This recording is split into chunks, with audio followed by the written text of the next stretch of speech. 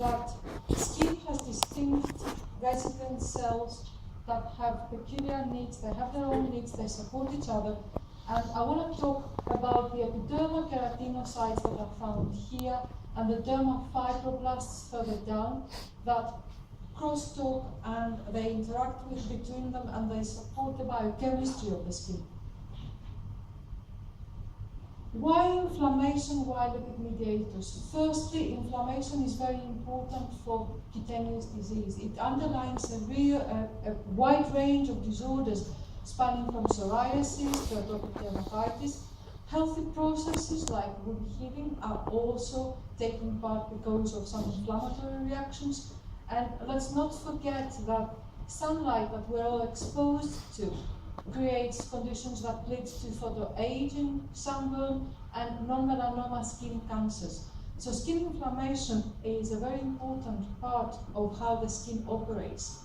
And I put these slides together to give you some examples of different types of lipid mediators that we know to take part in different skin conditions. So some examples, prostaglandin E2 that promotes keratinocyte proliferation. Anandamide, very important for the upregulation of keratinocytes as well. Another class of lipid mediators, glucotrienes, that have a very potent chemoattractant profile in terms of immune cells. And I don't want you to take the message home that it's only disease that is supported by lipid mediators, because in the case of wound healing, that is a normal process.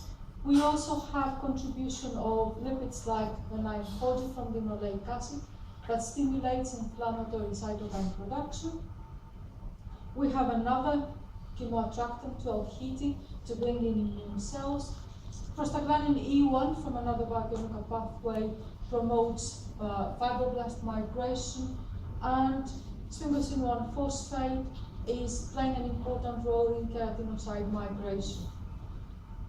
Some years ago, we published from our lab work to show that even the sunburn response is not a simple process, but is mediated by successive waves of eicosanoids that are produced 24 hours after the sunburn, and this process continues up to 3 days, and even further with successive waves of mediators that bring about neutrophils and lymphocytes and overall mediate events from the early induction of inflammation up to later events in terms of resolution and repair of the damage. Now, skin is very rich in lipids, and fatty acids are very important for skin health. And I wanted to show you this slide that shows the fatty acid profile from 10 subjects from the analysis is done by GC. And linoleic acid, that is well known to be important for skin integrity, is about 14%. And if you look for the precursors of the eicosanoids that we've been discussing all day, you will find them somewhere here, because they are very low in abundance but not in importance. So altogether, EPA, DHA, arachidonic acid, they are less than 2% of the whole composition of fatty acids in the skin. And here we are. So this chart is meant to show you another issue that is very important for the skin. Linoleic acid, we need it through nutrition. It's very important to keep the integrity of the epidermal barrier together through cross-linking of ceramides. But there's also another issue. Epidermis has reduced activity and sometimes lacking activity of delta-5 and delta-6 desaturases. And as a result, linoleic acid cannot result into the longer chain products that you would expect, arachidonic acid or from the omega-3 family, EPA and DHA. So epidermis depends on the dermis for provision of these long-chain fatty acids. And dermis, in turn, because it can't make everything that is needed, depends on circulation. So we need to be very aware of the nutritional component in terms of skin health. Altogether, diet can change the composition of the cellular membrane. The various stimuli can produce can liberate fatty acids from the membrane, and I want to focus into three classes of lipid mediators important for skin health. The polyunsaturated fatty acids going down the lipoxygenase and cyclooxygenase routes, precursors of endocannabinoids, and ceramides, all of which are very important for skin health. And let me be a bit more specific. We used two models in my lab to study skin health in terms of lipid mediators. We use skin biopsies, and you can see a 3mm skin biopsy here. And we use axon blister fluid, that is the interstitial tissue between epidermis and dermis. And we separate physically the epiderma and the derma component of the biopsies, because we can't really work with tissue that has been separated by action of heat or very strong acids or salts, because you destroy the lipid mediators. So although there are drawbacks from just this physical separation, we can get a very clean signal from the dermis and the epidermis as well. The first group of compounds I want to talk about is what we used to call eicosanoids, but I don't think we can anymore, because you can't ignore the contribution of longer chain fatty acids. So I'm still looking for a term to describe together the eicosanoids, octadecanoids, and docosanoids. So these are my lipid mediators. And to measure them and discuss their properties all together, we have developed a mediator lipidomic profile in my lab. We have more than 80 species that we quantify using internal and external standards, and in a process that varies from preparing the extract, cleaning it up, using LC or UPLC, MSMS, and at the end we have a system that is very versatile and has detection limits down to low levels of picograms and femtograms nowadays on the color. So it's a very sensitive system. And I want to show you some background data. Using skin biopsies separating into dermis or epidermis, we have profiled the prostaglandins that you find in human skin, and we have the series 1, series 2, and series 3 prostaglandins you see here in the different colored boxes. I just want to draw your attention to the fact that the epidermis appears to have a higher contribution in terms of this profile. Only one point further to this profile, and I zoomed in into 3 mediators that we saw on the previous slide. This profile shows us that the skin has the ability to control the levels of pro-inflammatory eicosanoids. And in this case, you can see how prostaglandin E2 is also subject to dehydrogenase reactions and ketoreductase reactions to give you the less active or almost inactive 15-keto and dihydroketo compounds. And that shows that under normal conditions, healthy, well taken care of human skin can take care of the inflammatory response. This is the picture that we put together in terms of hydroxy fatty acids come from lipoxygenase or cytochrome P450 reactions. And as you can see, the profile is dominated by linoleic acid products. Again, the epidermis has a higher contribution to this profile, and we have a part of linoleic acid, eicosapentaenoic acid, arachidonic, DGLA, and for the first time you can observe the formation of hydroxy fatty acids from DHA. Now, 2 points before I move on. I find this slide very useful because it gives them some insight as to what is happening really in human skin. Firstly, you can see how low levels of 5-HT and 5-HT we have, suggesting that the 5-lipoxygenase activity is very low.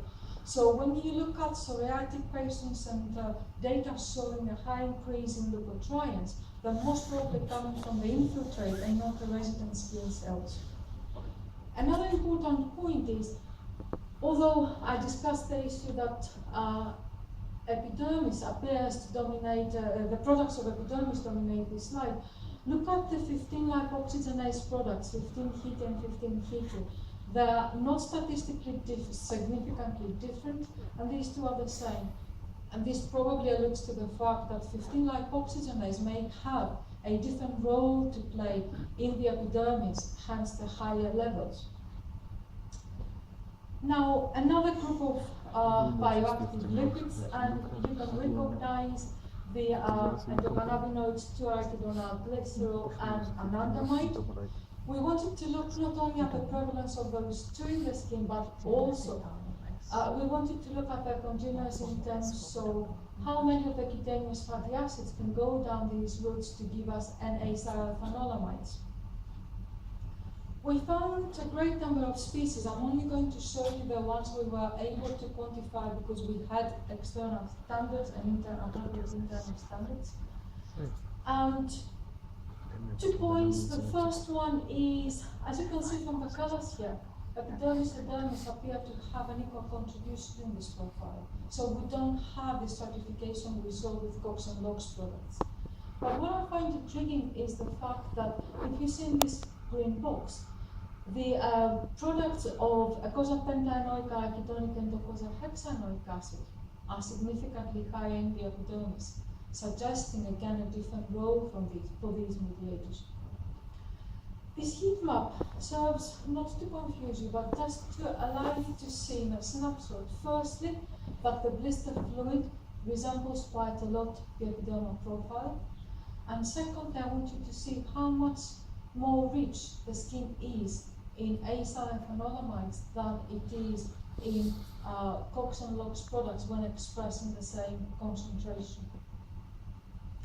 Another interesting point, we came across this point when we tried to see the contribution of the fatty acids, the skin fatty acids, as you see here in these pie charts, in terms of prostanoids, hydroxy fatty acids, and ethanolamides. As you would expect, the prostanoids are dominated by arachidonic acid products, and the relative ratios corresponds to what we find in the skin. So no surprise here. Linoleic acid appears to contribute a lot towards the epidermal profile than the dermal, and this is reflected in the blister fluid. But to me the surprise was in the N-acetylphenolamides, where DHA, that if you look here, is just less than 0.5% of the total component of the skin, and contributes very little towards the hydroxy fatty acids. It contributes almost 15% of the products we see through the N-acetylphenolamides. And they say skin looks like the brain, so who knows what this finding means. Now I'm moving on to another class that is probably more familiar to you in terms of skin lipids. Ceramides are very much linked in everybody's minds to the epidermis. Indeed, the epidermal barrier carries more than 300 species, and it is characterized by very long chain ceramides up to 52, 56 carbons. And when we started this project, we didn't want exactly to profile the epidermal lipids in terms of long chain ceramides, but we wanted to see what is happening in the medium chain ceramides that are more bioactive. And as you can see here, we have a good profile of sphingosine, and that's the number C18 here that indicates sphingosine lipids in the epidermis and the dermis. And we also were in a position to identify phosphorylated ceramides, again dominated by sphingosine species, and this is sphingoid bases, and this is sphingosine 1-phosphate, but you can see they are found in equal concentrations in both epidermis and dermis. And that's the heat chart that's similar to the one I showed you earlier. And if you see again the concentrations, and you can compare the two, the phosphorylated ceramides are dominating this heat map in terms of their intensity of their prevalence, while the blister fluid again resembles better what happens in the epidermis. So let me show you some data on how we use this model system. We wanted to assess a common irritant, SDS, and we couldn't just slap everybody's skin, our volunteer skin, with SDS. We had to go down the regulations, find a very low concentration that is ethically acceptable to use. We did our dose studies, and we ended up using a concentration of 2.5%, and we assessed how much UV radiation we should give to those volunteers to give us the same redness. We assessed everything 24 hours after we did the treatment, and we were quite surprised to see that although we know very well that UV light upregulates all the cosanoids, in this very low concentration and under the conditions that allow us to compare directly, SLS appears to upregulate thromboxane, and in the same system it appears to upregulate 12 heated, but it didn't touch any of the other cosanoids. However, what it did is in this purple box, it upregulated very significantly a number of endocannabinoids in the skin. And that is possibly linked to the irritation and the itchiness we have when we use a very hard soap, for example, something that stays on your skin. A snapshot on some work we've done in the past, simply to show you how important it is to take care of nutritional supplementation. We worked on the hypothesis that if we replace arachidonic acid with EPA, we're going to change the pro-inflammatory profile to an anti-inflammatory one. We used the blister fluid model to allow us to take locally fluid that had these lipid mediators. And to our surprise, when we applied EPA locally, we saw no change. It did not go in, and it didn't change any of the mediators that we measured. So we were pleasantly surprised to see that when we broke the code for our RCT that included 80 volunteers that were supplemented with EPA for 12 weeks, we could see that EPA had indeed gone into the skin, but it did not elongate to DPA or DHA. Going back to my initial point that we need to have direct supplementation with the specific fatty acids that are needed for the skin. And this is just a list to confuse you, some mediators that we measured. I just want to focus you on this, focus your attention to this, because our supplementation simply tipped the pro-inflammatory to an anti-inflammatory profile, as you can see by the changes in the ratios of omega-3 to omega-6 fatty acids. Now, we were quite disappointed to see that we did not manage to make that the skin of those volunteers more resistant to UV. So they continued to burn in the same degree. But what we were able to do is we saw a protective effect against UV-induced immunosuppression. And this is quite important in terms of the side effects of UV light. So the effect we saw corresponds to normal exposure if you take a walk at midsummer day, and actually this corresponds to 15 minutes at Manchester, and believe me, that is a really nice, warm, sunny day to have 15 minutes summertime, so that's quite all right. At this point, I just want to draw some conclusions together. The skin lipidomic system I presented to you, I think it's a very versatile tool to allow us to follow the biochemistry of lipids in the skin. We're using it quite a lot to support a number of studies in health and disease. And I feel I should say a very big thank you to my team who made all this work possible, especially Alex, who did all the solution skin work, Susie did the UV work, and Karen, who developed all these methods in my lab. And of course, my long-term collaborator, Leslie Rhodes from the Royal Suffolk Hospital, who did all the clinical studies. Our funders, and finally, a very big thank you to you for staying with us this afternoon. Thank you.